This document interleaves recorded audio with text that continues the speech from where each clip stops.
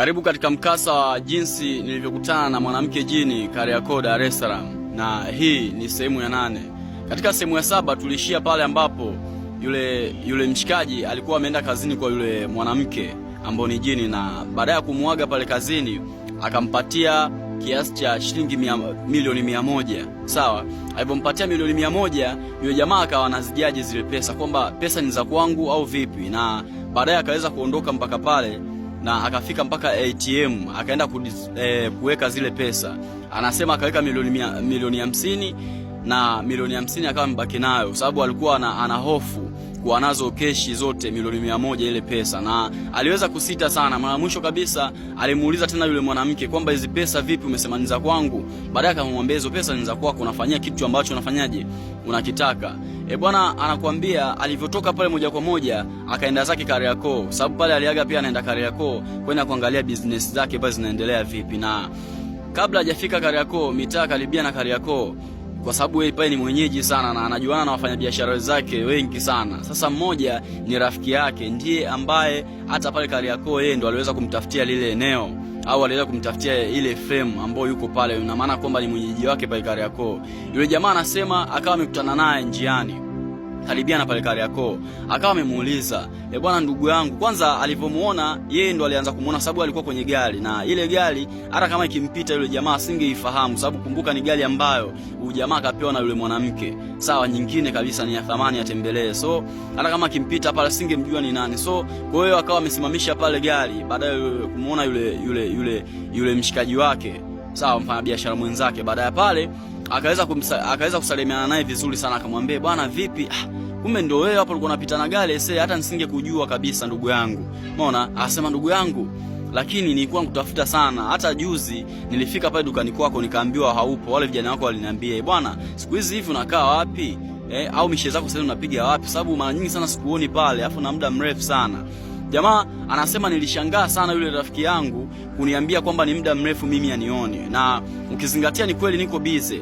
Tangia nimeanza mapenzi na yule mwanamke almost sasa ni kama wiki ya pili, hata ya 3 ndo naanza kuianza. Sawa, sasa na huyo hapa nimeonana naye wiki zile ambazo wiki ambayo imepita tu ni kama wiki moja ndio sijaonana naye, lakini baadaye anasema nilistushwa sana kuniambia yule rafiki yangu kwamba ndugu wangu hauonekani sana, afu na muda mrefu sana sijakuona. Jamaa anasema alishangaa sana, afu akamwambia nina mazungumzo na wewe.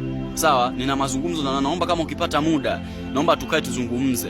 Bwana anasema yule rafiki yake akamwambia vile. Bwana hayo mazungumzo, akamuuliza mazungumzo gani? Akamwambia sure, niko serious rafiki yangu, nataka nizungumze na wewe mara moja. Bwana akamwambia sawa, nikiwa free nitafanyaje, nitakustua ili tuweze kuzungumza. Anasema akawa amemsogeza na yeye akawa amepanda katika lile gari, akamsogeza mpaka mbele.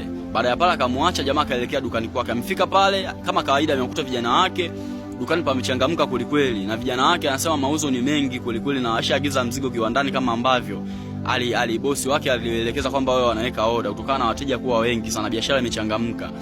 Bwana alipofika pale anakuambia na ile pesa ambayo alikuwa nayo, sawa, na akachukua na pesa nyingine, na akachukua na ile pesa ambayo ile milioni 50 ambayo hakuweka benki, sawa. Anasema kabisa akawa amempa yule dogo ambaye anamwamini pale dukani, akamwambia mdogo wangu itakiwa uongeze mzigo.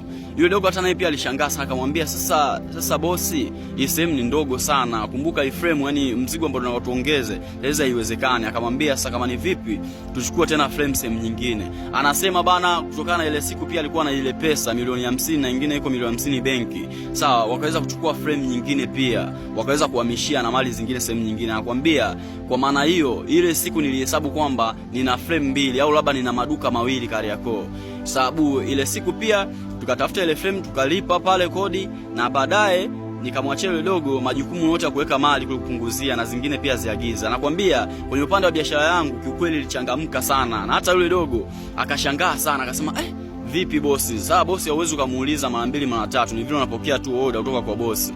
Anakuambia dogo akawa amepokea yale maelekezo, maisha mengine akaendelea. Sasa basi anakuambia mambo ya biashara kwangu alikuwa kawaida sana, kwa sababu ni pesa tayari ninazo. Afu pia ukizingatia alikuwa anawaza sana zile kauli ambayo ameambiwa pale na rafiki yake.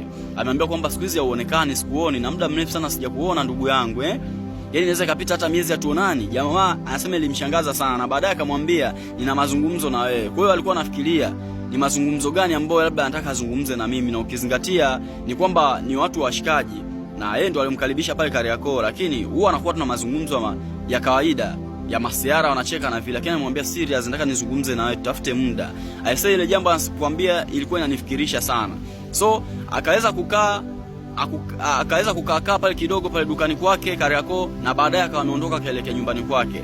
Anasema amefika kwao kama kawaida pale mtaani kwake. Wengi sana walikuwa wanamshangaa na mwingine sasa, kitu ambacho kilikuja kumshangaza tena, jambo la pili, yule mtu ambaye anakaa naye katika ile apartment moja. Kumbuka kwenye ile apartment wako wawili, yeye na yule mwenzie. Yule mwenzie akamwambia, bwana ndugu yangu, mbona huonekani sana siku hizi sikuone? Akamwambia, sionekani unioni wakati juzi tu na mimi tumeelewa kuonana.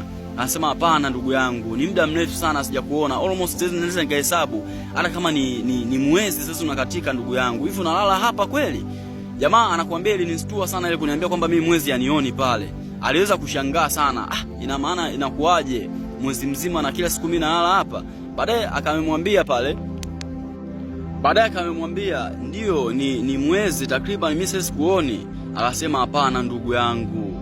Ndio baadaye akawa amesema sawa, wala haina shida. Pia umebadilika sana na kuona sasa umebadilika. Mwambie umebadilika kivipi? So ye jamaa alipoambiwa amebadilika wala kujaji, alijua kwamba zile starehe ambazo anapitia zile wiki baada ya kukutana na yule mtoto mzuri ndizo ambazo hata wale pia wanashangaa kwamba ameona gari jingine anatembelea, lakini pia iwezekana kwamba nimenawiri sana, nimependeza, ndio maana pia wanashangaa sinalishwa kila siku. Jamaa anasema yeye alifahamu hivyo, na baada yake wakawa wameachana na yule mpangaji mwenzie. Sawa, yeye akaendelea na business zake, na muda huo anasema nikaanzisha chatting na yule mwanamke. Yule mwanamke alikuwa apita hata masaa 3 bila mimi na yeye kuchati. Sawa, kumbuka sasa ule muda ilishakuwa usiku tayari. Sawa, sababu Kariakoo kule alienda wakati wa jioni sana, maana kuja hapa kwake ulishakuwa usiku. Kwa akajiandae pale ile siku ya kutoka kabisa, akawa amelala pale. Sawa, amelala. Sasa asubuhi kulivyokucha akasema hapa kama kawaida niende zangu Kariakoo nikaangalia, sababu kumbuka ashafungua frame 2. Huku upande wa pili watabaki wale wafanyakazi wengine, kwa hiyo alikuwa anataka naongeza hata vijana wengine 2. Sawa. Kwa hiyo akawa ameenda Kariakoo kwa ajili ya kushughulikia lile swala. Amefika Kariakoo kama kawaida, adogo amefungua biashara. Mida ya saa 4 asubuhi akapigiwa simu na yule mchumba wake au yule mwanamke. Bwana uko wapi kipenzi? Sawa, amesalimiana vizuri pale, kama mwambia kama vipi basi naomba unitembelee hapa kazini, njoo. Sawa, akamwambia kuhusu kuja kazini hilo haina shida, mimi nahakikisha tu vitu fulani hapa vichaka vizuri na kuja. Akamwambia sawa, sababu kuna kazi fulani nataka unisaidie hapa, na ikiwezekana kuna sehemu ambayo mimi na wewe nataka tuelekee. Bwana akawa amesema haina shida, ukizingatia ndio vile tena ukiangalia na mtu ambaye amempatia hela jana tu. Bwana anakuambia pale akawa amemaliza shughuli zake, akuchelewesha mpaka mida ya saa 6, akawa ametoka pale kuelekea kazini pale ambapo ni posta kwenye lile gorofa ambapo anafanya kazi yule binti. Amekuja mpaka pale, akawa amempigia simu akamwambia pandisha moja kwa moja gorofa ya 5 juu. Akawa amepaki gari, ameweka parking gari, akaingia katika lift akaenda mpaka gorofa ya 5. Amekuja kule kama kawaida, amewapishana na wafanyakazi mle ndani. Anasema wale wafanyakazi ameingia tu, wengine wakaanza kumsalimia kwa unyenyekevu sana, kwa sababu kumbuka jana yake walishatambulishwa kwamba huyu ni shemeji yenu, walishatambulishwa na yule dada yao ambao ni bosi wao. Kwa hiyo anakuambia pale mambo alikuwa mepesi, akawa ameingia mpaka ndani na moja kwa moja akachoma ofisini kwa yule demu, yule mwanamke. Amefika mpaka pale wakaanza kuzungumza, wamezungumza. Baadaye akasema bana, nataka kuna sehemu fulani nataka unipeleke. Sehemu gani? Akamwambia utaona hapo twende. Uko tayari? Akasema ndio niko tayari. Bwana, wakawa yule mwanamke anasema akawa amechukua begi lake, ana kibegi fulani hivi cha kazi ambako ndani yake sasa akawa ameweka bahasha. Aliweka bahasha kama 3 hivi ndani ya ile begi. Yeye hakuwa anajua katika bahasha kuna nini, lakini alijua kama sio pesa basi ni madini, kama ambavyo alikwisha kushuhudia jana yake muda anapewa pesa. Kwa hiyo pale anakuambia akawa amemsubiri yule mwanamke na akajiandaa vizuri, wakaweza kutoka. Na walitoka na gari ile ya yule mshikaji ambao kakabidhiwa. Kumbuka ile gari tayari ni ya kwake. Hata kali pia zinasoma usajili ni wa kwake ile gari. Kwa hiyo wameondoka. Anasema yule mwanamke alimwambia waelekee Kiwarani, Dar es Salaam Kiwarani airport. Sawa? Wakawa wameelekea mpaka kule airport. Vipi unataka usafiri? Akamwambia wewe twende. Wakaenda mpaka pale Kiwarani. Wamefika mpaka Kiwarani, yule binti akawa ameshuka kwenye gari. Akamwambia sasa kuna mtu fulani akanikutana naye hapa. Na jamaa akawa amebaki kwenye gari anamwangalia yule binti anakuelekea. Kitu ambacho kiliendelea sasa